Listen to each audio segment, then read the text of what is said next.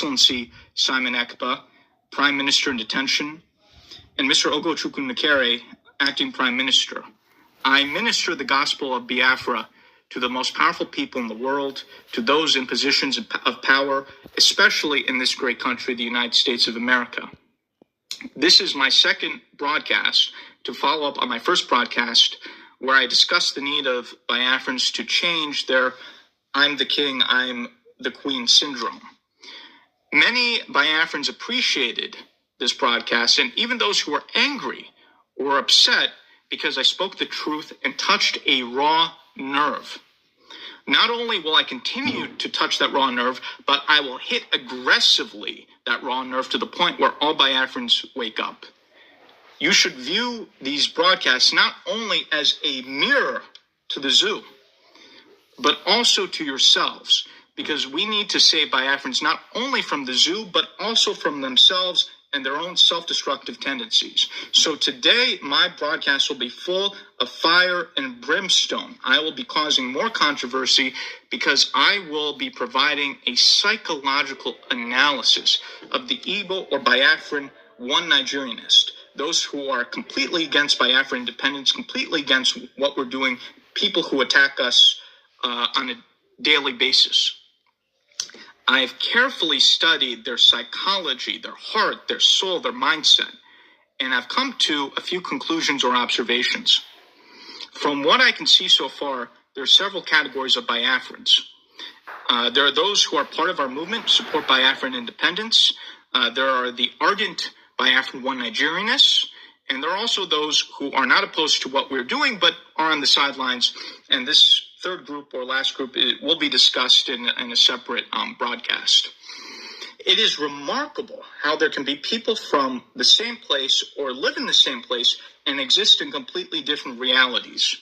Why would someone be against their own liberation or self-determination? Do they not see the threat posed to them by the Fulani and the Islamic fundamentalists? What's going on?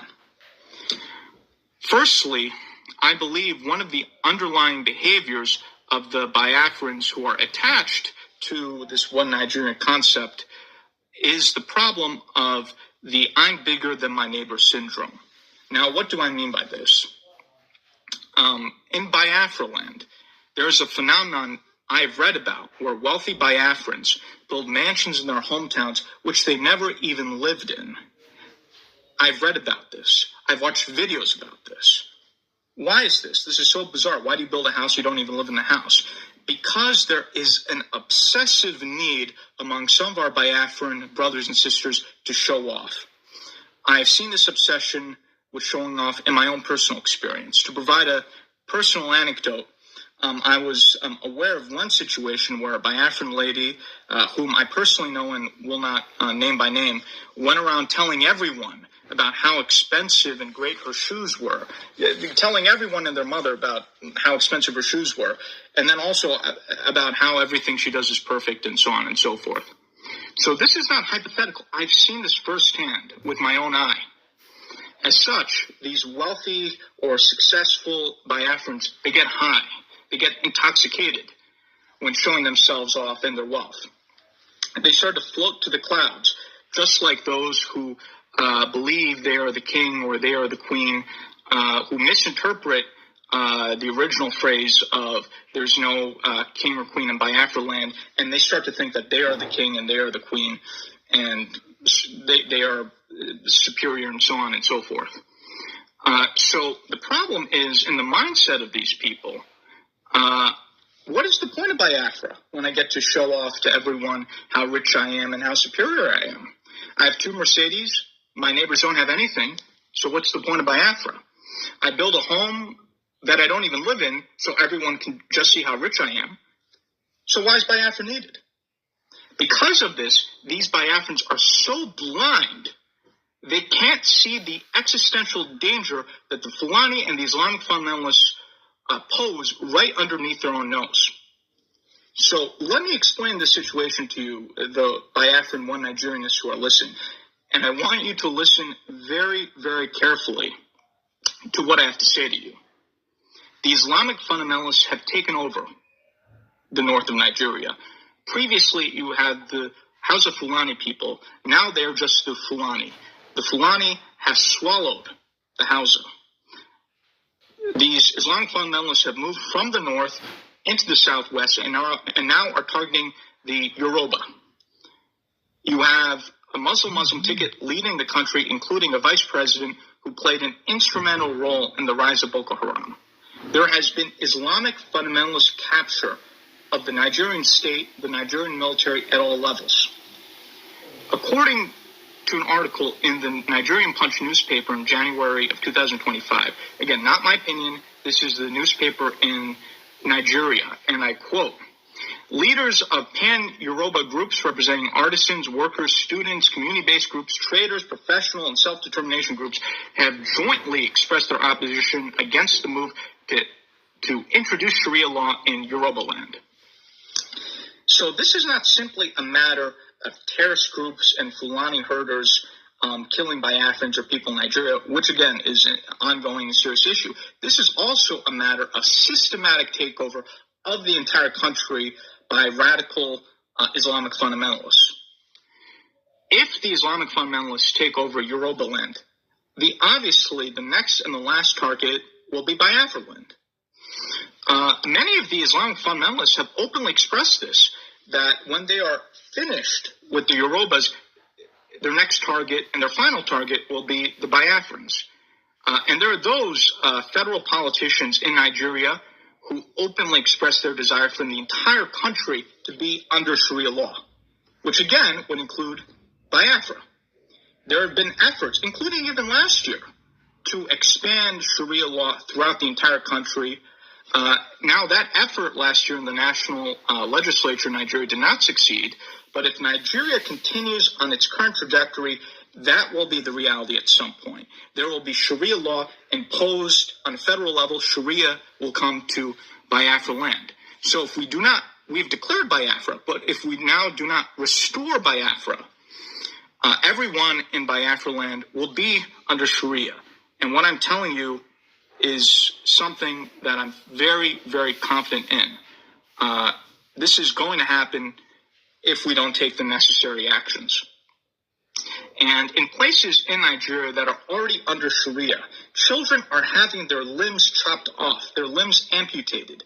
I read a story of a 12-year-old boy who had both of his arms cut off for allegedly stealing an item. I mean, this is barbarism at the highest levels.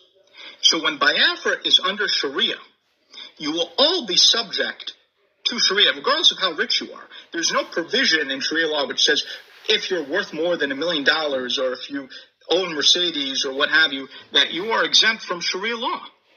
So as such, at that point, will it really matter that you own multiple Mercedes or big houses that you don't even live in if you're under such a circumstance? Many of the Biafran One Nigerianists discuss having a great Igbo land within Nigeria, or having an economically strong ala Igbo within Nigeria. Absolute nonsense, complete rubbish, garbage. First of all, it is a fallacy to think you can make Biafra into another Dubai, which is what these Biafran One Nigerians talk about. Within the constructs of a failing Nigerian state, which is quickly becoming like another Somalia. What affects the whole affects the part. In order to have this so-called economic Biafra, you also need political and geopolitical independence. This is basic logic. This is basic reason. That's the problem with you people whose brains have been broken by the zoo. You can't reason. You can't logic. That is why I'm doing these broadcasts, to help you people logic and reason in order to think more sensibly, more reasonably. And I'm hoping that with these broadcasts we could reset the brains of many of you people who just cannot think properly, whose think rubbish, who think nonsense. So furthermore, right, even if you could achieve this economic Igbo land fantasy within Nigeria, which is not possible, but even if you could achieve it, what is the point of the so-called economic Igbo land and economic Biafra land if you have no freedom? Does having a fancy hotel or these Biafran businesses or having a lot of money matter when the Islamic fundamentalist authorities in Biafra land, once Biafra is under Sharia, seize you for minor infraction and decide to cut off your hand? I'm serious about this. There is a misconception that those in the Biafra independence movement are somehow idealists or we're delusional. No, those who are part of the Biafran independence movement are the realistic ones. It's the opposite of what you think it is. It is the Biafra one Nigerianists who are unrealistic and completely delusional. Completely delusional.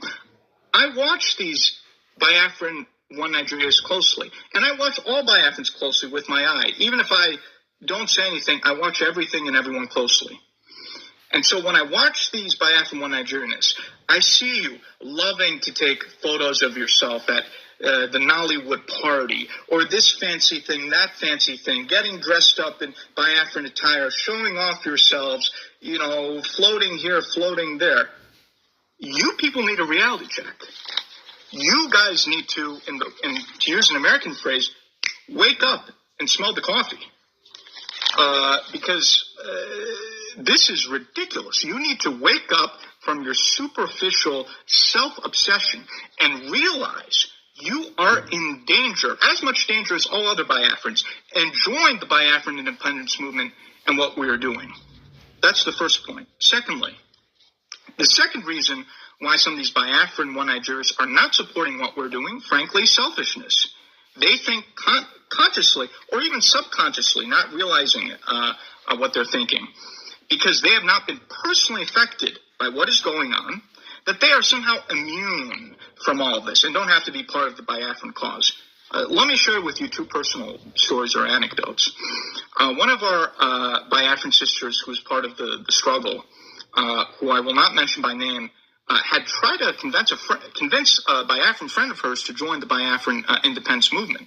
Her friend was always dismissive, always negative. Then one day, her friend's family member was killed, cut to pieces, by Fulani herders in Biafra land.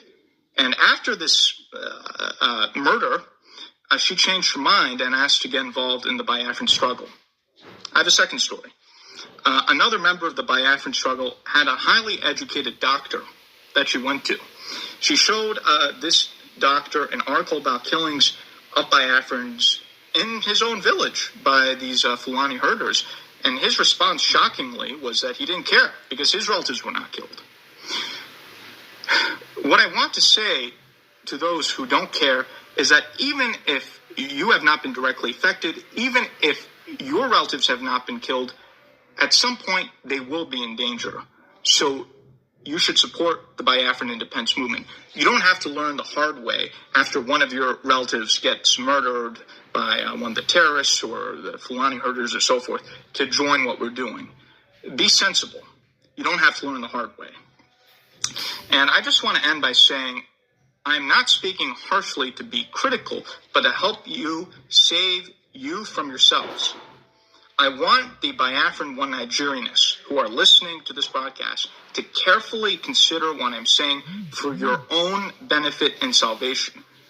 And also, I want everyone else to listen to what I'm saying, to reflect on it in their own self-reflections. So I will be continuing upon the topics that have been highlighted in these first two episodes, and I look forward to speaking to you in my third episode, which will build upon the existing themes that I've talked about. Thank you, and have a nice day. All right, wonderful people. Welcome back to this wonderful channel where we'll bring you back-to-back update and information as the hot. In case you have not joined our social media handle. What are you waiting for?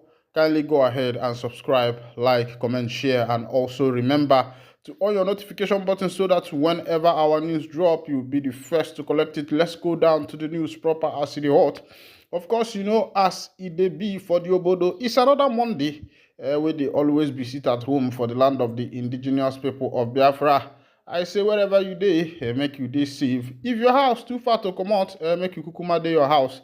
Because some people say that voom na im better pass statement. All right, as e dey be, one Nigerian man like that, Lieutenant Umade, is to face 20 years in prison in the United States after pledging guilty for wire fraud.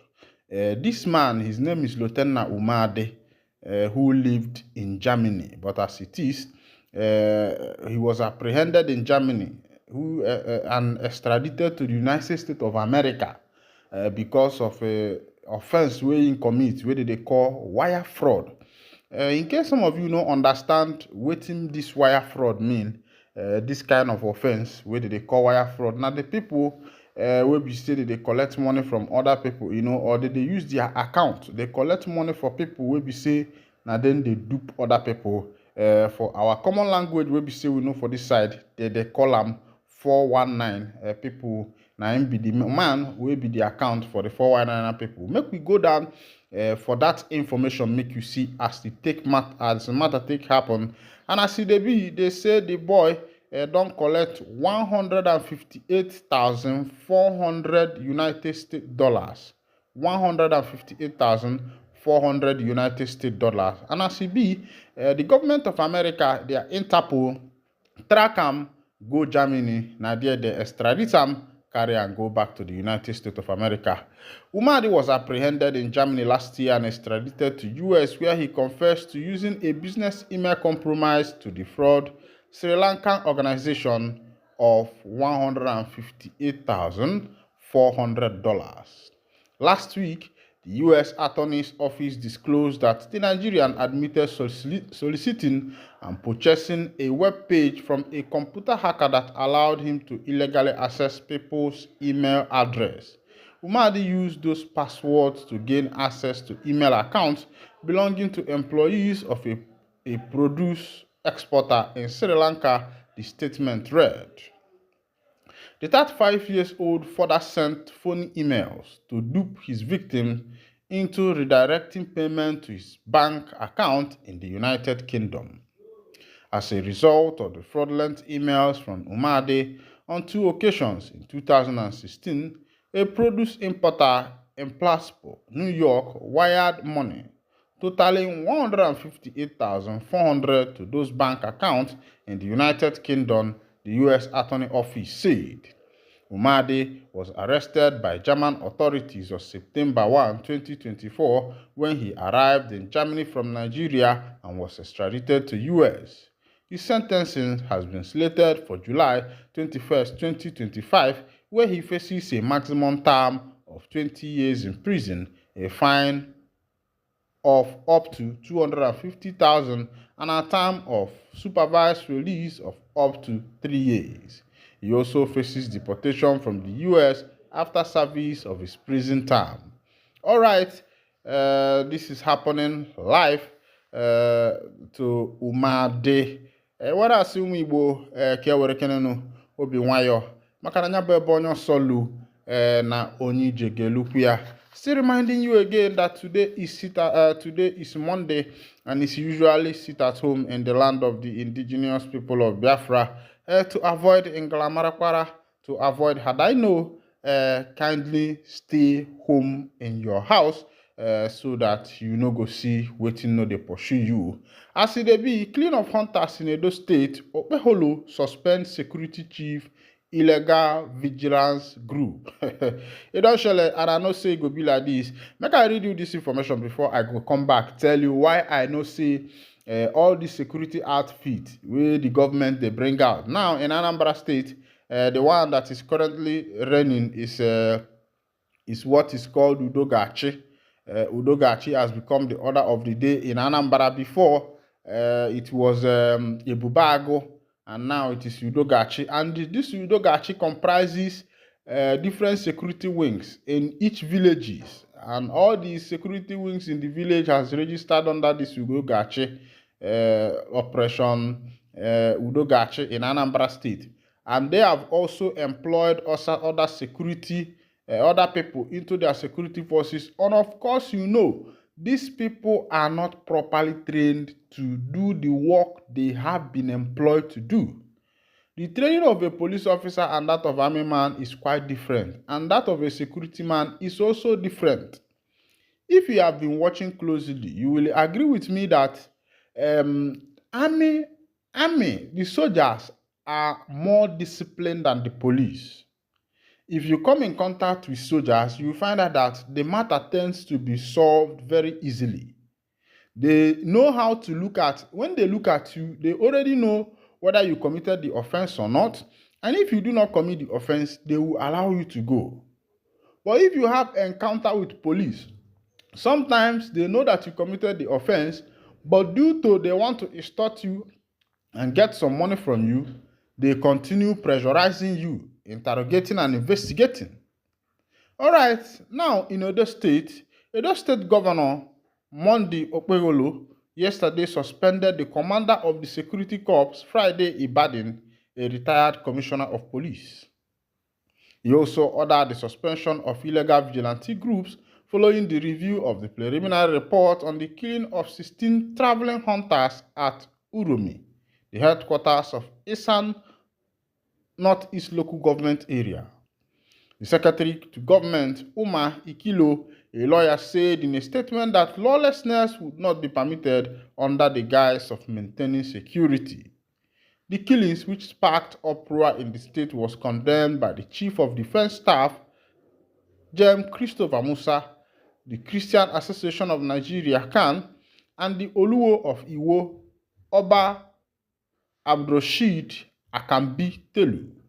Kano State Governor Abba Yusuf said a delegation from the state would be in Edo today to assess the situation.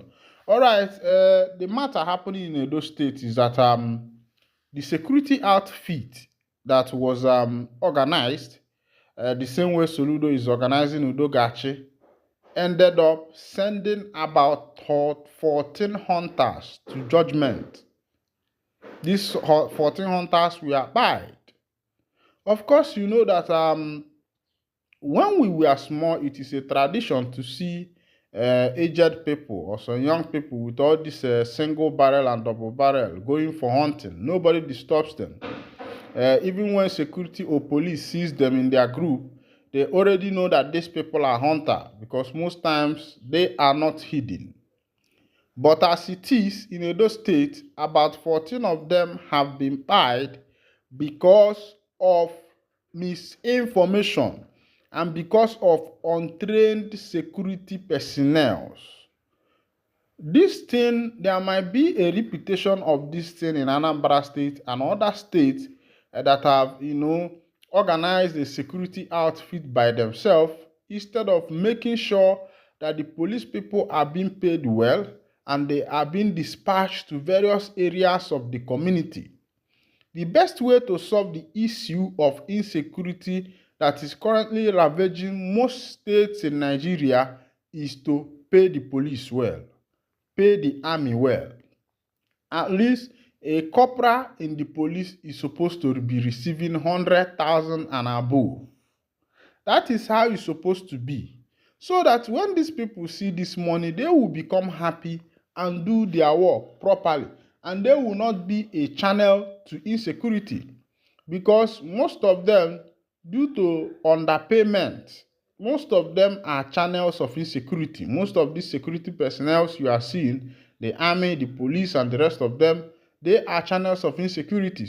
Some of them, let me not say most, some of them, because they are being underpaid and because of the pressure of the economy, whereby things are not as it is supposed to be. Things are very costly in the nation. Imagine a police officer that is earning 40 or 50,000 as a salary. Tell me, how do you think that that man is going to survive? It is survival of the fittest, and it has happened it has happened that in Edo State, that this untrained security outfit have ended up buying about 14 hunters who were going about their business of hunting, because these people were not properly trained to know who is who. The only thing they know is that once they see anybody with gun, they start shooting, as if they see the proper terrorists, they will be able to combat with them. All right, this is where I'll be winding down the curtain. And if this is your first time of joining us, kindly go ahead and subscribe, like, comment, and share. Thank you for listening. God bless you.